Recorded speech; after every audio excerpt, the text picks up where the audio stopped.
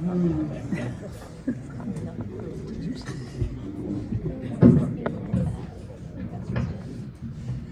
this should be easy.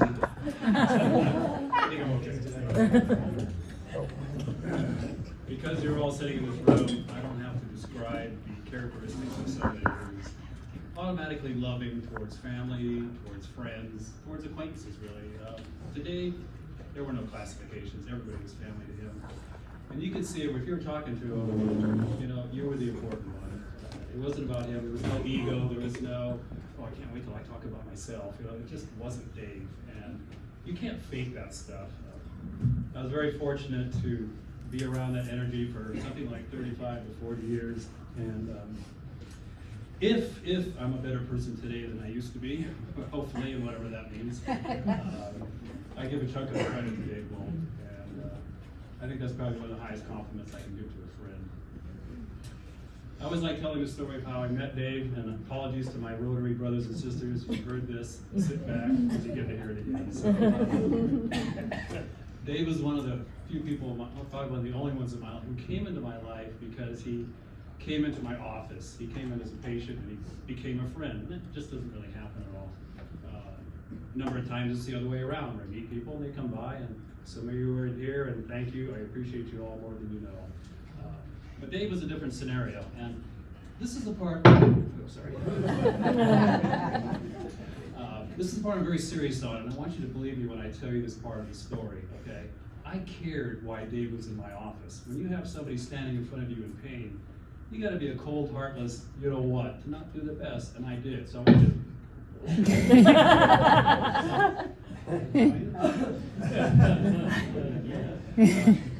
Anyway, I cared, so I want you to hold on to that thought when I tell you the rest of the story, because when I do, you might look at me like, oh, really, Jim? Anyway, I'm looking at his form, his intake form. You know, I had these surgeries, I take this medication, these are my complaints. And then it mentioned what his occupation was. And I looked at it and it said, golf pro at Rancho Marietta. Say what now? Say what? I'm a lifelong golfer and I have a golf pro from Rancho Marietta in my office. Come on, I had to use him. I had to take advantage of him. I had to make him one of my best friends. You can understand it. Oh, I cared about his aches and pains, I really did, but come on. My golf pro from Rancho Marietta, I had to use it, and I did for 35 years. For the 30 years prior to meeting Dave, as you know, he was in Lake Tahoe, a variety of occupations, and obviously these pictures, which ripped me to death. But the big musician, the drummer. I loved watching him play the drums, and you could just see it in his face. I was so envious too, I'm not kidding, man. And I saw him so much, and even when he came down here, he was in a band with some guys that are in this room right now. And but I just so loved his face when he played the drums. For about a dozen years before he came down, I think it was, sure, he had a florist business in a hotel casino. And I mean, he catered to big name musicians and entertainers. And as an example, and I mentioned this to you before, one day he took flowers to and hung out with Elvis Presley. Elvis Presley, who does that? That's something I have no thought of at all. So then he moves down here, he's at Rancho, and got all these connections in Tahoe and back and forth and stuff. One day he came to me and he goes, hey Jim, you want to go to Tahoe? And we stay in this great hotel and this restaurant I love. And we can play golf at Edgewood, man. I was like, oh my gosh, yeah. I said, oh Dave, I mean, it sounds great. What does that cost? And he goes, oh no, nothing, it's all comp. Now, at this time, I'm a totally clueless 30-something-year-old, okay? I don't know anything about comp or any of that stuff. And I said, what you Dave, what's it about? He goes, no. I said, what is comp? And he goes, now Dave was a really nice guy. And he wouldn't say this, but I'm pretty sure he was thinking, okay, you're an idiot. So we go to Tahoe, wonderful weekend, play golf, great restaurant, all that. After that weekend, I learned something very deep and insightful about myself. I had an awakening. I learned that I really like comp. Okay? And I like it for 35 years, so you can see the pattern that's going there. And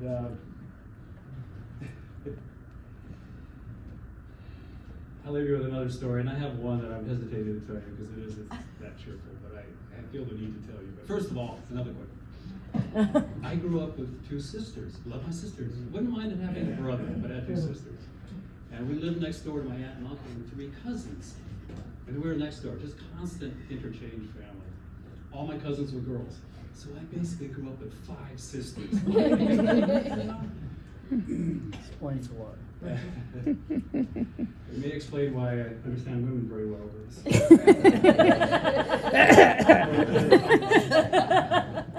a couple at my table you can ask them probably. So years go by. This isn't all about Dave, okay? So years go by and I meet Dave. And he's got 3 brothers. I thought that was a bit hoggish, actually. I got 5 sisters, he's got 3 brothers. You know, that's not right. But one day, one day he came to me and he said,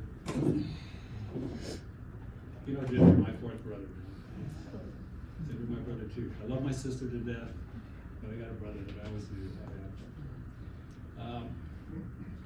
So that's the jovial part, and I hesitate with the rest, but I feel the need to just kind of tell you about it, that I spent the last 2 days with Dave.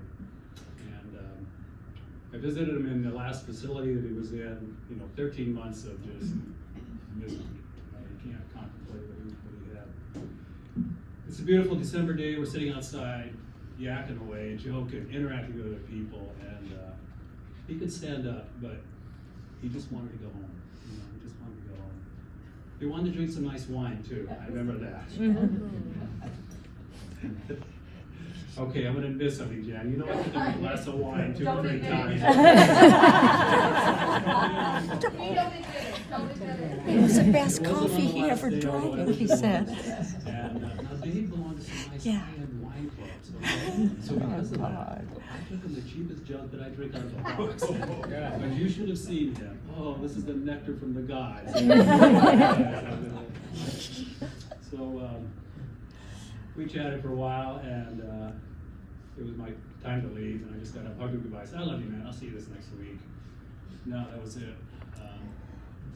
That night, he had emergency surgery, and he's on life support. And I'm standing in the hospital looking at my good friend, and wait a second, man. I just saw you yesterday. This is happy time. And Jan is standing there. There's a gentleman between us. I thought I was a physician. And he turned, he's a priest. He walked over to Dave and says last rites. And you see that on the TV and the movies, but you don't see it with your really good friend.